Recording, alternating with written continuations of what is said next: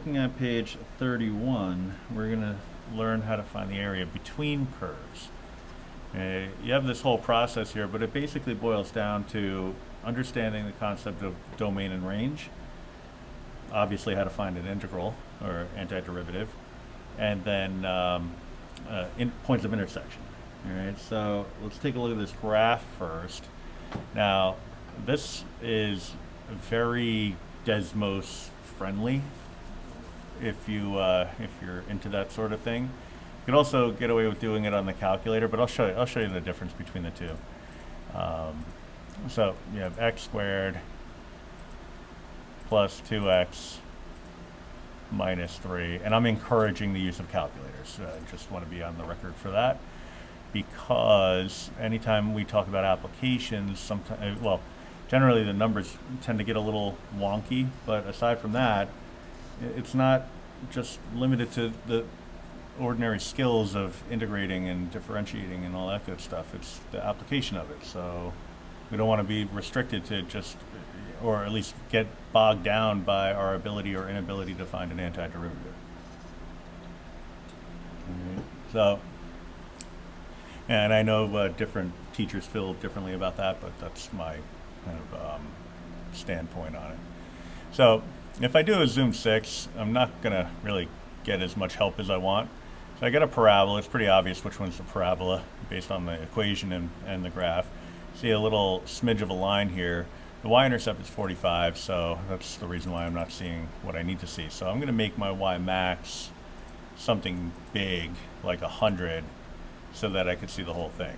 Now what I want to find is the area bounded between the line and the parabola. So what I need is the area below the line, as in between the line and the x-axis, and between the line and, and between the parabola and the x-axis. And if I subtract the two, then I'll have what I need. All right, so that's what I'm going to do. Now I'm just going to draw a quick sketch, so I don't have to go through the pains of a copy-paste job and most likely screw it up and have you all sit through that. Alright, so I'm just giving a quick rough sketch. Now it's not pretty, but it gets the job done. Alright, so I need this intersection and this intersection because that's going to indicate the lower and upper bounds.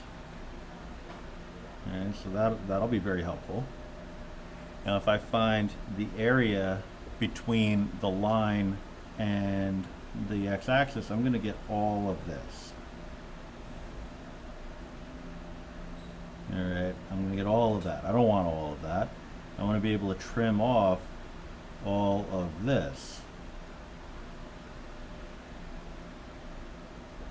Alright, and so now the part that's between the parabola and the x-axis on the low side, below the x-axis, that's going to be this piece here. So that's a little on the weird side, but definitely manageable. So let me get rid of all of that. And what I can do instead is find the difference between the two functions, and obviously my graph is off a little bit, but find the difference between the two functions and integrate that. All right. So what I'd be looking at is, and I'll just do another rough sketch, because we're very familiar at this point with the idea of a Riemann sum.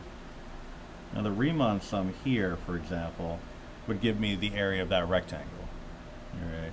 Now if I then subtract from it the area of this rectangle, what I'd be left with is a rectangle spanning the distance from the parabola to the line. So that would be this rectangle. That's what I want, right? So I want to take rectangles that only go from parabola to line, but span the distance the whole way through. Right? So all of these rectangles, when collected together and added up, the areas that is, would give me the area that I'm looking for. All right, so we sort of have a mission here, and that's good. So now what we need to do is come up with the length and width of those rectangles. All right, so you say, well, what would that be? Well, we have a y value here, and let me just kind of move this out of the way for now. A y value here that's consistent with, because remember, the distance from the x-axis to a point in space, the vertical distance is y. It's the definition of y. That's the line. That's defined as 4x plus 45. All right. Now we also have another y.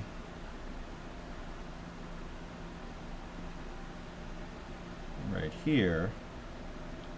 That's y equals x squared plus 2x minus 3.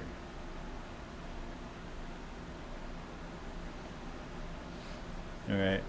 If I take the difference between these two y's, then what I'll get is this distance here. Now the thickness, or the width, I'm going to actually just toss this because we get the idea there. We'll just make a little tick mark for B right here. All right, the thickness, this distance here, that's a horizontal thickness that we would call delta x, but if we infinitesimalize it, just made that up, it becomes a dx. All right. Base times height would give us the area. So if I could find the difference between 4x plus 45 and x squared plus 2x minus 3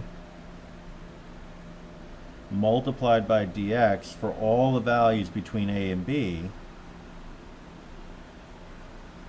and then add them all up, I would have the area that I'm looking for. All right. So in the process, it talks about dominant functions, non-dominant functions. We tend to take the function that's physically above the other, and subtract in that order. All right. And so that's basically just kind of coming up with a rule to justify what we just did. All right. So I just need A and B. So I need the intersections. So second trace 5. I got an intersection over here, so I'm going to scroll to that because there's 2 on the same graph. I like to get right to the first, or the one that I want, hit enter 3 times. And so I have a -6. So now I know the low bound. Second trace 5. Let's get to the other side.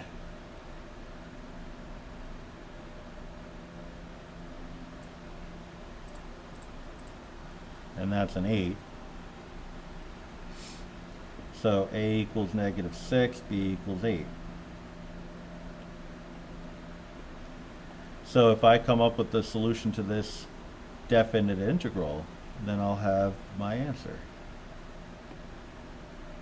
I lost my negative. All right, so how do we do that? Well, we could type it all in, or Math 9, going from -6 to 8. Now, we put the parabola in y1 and the line in y2. So I want line minus parabola.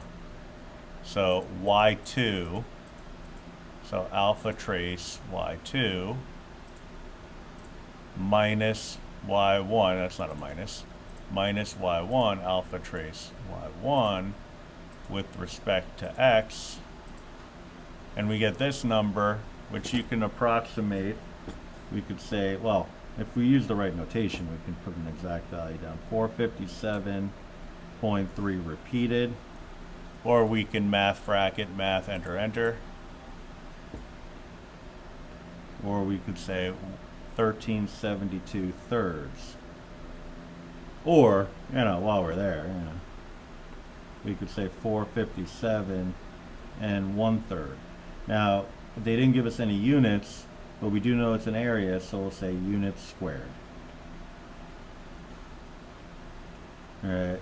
I tend to be a little bit of a nitpicky kind of person when it comes to units, so just be careful when it comes to a test. Right? Make sure you get those units down. If it's a multiple choice question, I tend to be kind of like, I don't want to say I'm like a jerk about it, but what I'll do is I'll put something like, 4 choices, and 2 of them will have the right answer, 457 and 1/3, and one of them will say units squared, and the other will say units cubed, and maybe I'll even put a third one that says, that doesn't have units at all.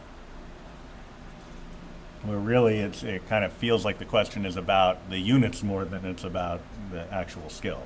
All right, that's how much I value the units, and rightly so, because it's the defining reason why we do this stuff. It's to be able to evaluate contextual situations, and if you don't have the units, then what context are you evaluating? So keep that in mind. Now for the Desmos, all right, let me just type in my original function, functions, y equals x squared. Again, the caret symbol for a power of 2 is a keyboard shortcut. I mean, you can use the keyboard that comes with Desmos, but sometimes it's just nicer to have a little shortcut at your disposal. I believe it was -3. I got to keep moving this out of the way. -3. So that's one function.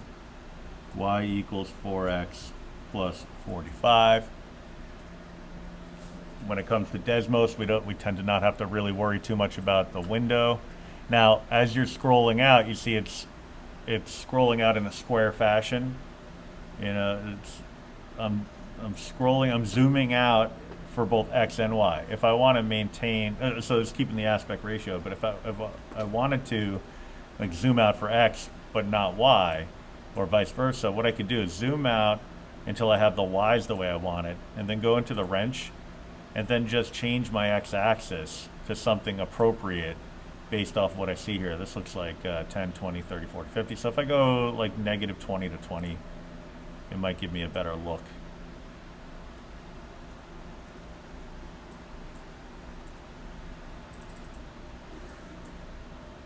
Although we didn't really need to do that, I just, sometimes I want it to look nice. All right. So it's a good looking graph. Now to find the intersections, you just click on it. Click on the intersections. All right. So no fancy, second trace or things like that. So we have what we need there. Now, if you want to get cute here, because I define them both as y, Desmos is going to have a hard time integrating. But if I call one of them f and the other g, I mean, I could just call it f if I want, but I tend to want to go the distance here. So f and g. Then I could use my function under miscellaneous integral, -6, go to 8, open parens. Anytime you put an integrand into Desmos, you want to open parentheses. So it's g of x minus f of x. Close it up, and then type in a dx, and it'll spit it right out for you. To convert to fractions, if there's a fraction conversion available, there will be a fraction icon visible. And so when you click on that, it'll convert it over for you. Okay. So much quicker, much easier. I kind of look at it like, not every teacher is going to let you use Desmos. I'm letting you use Desmos. So, keep that in mind. All right, take advantage of it. It's a good opportunity for you.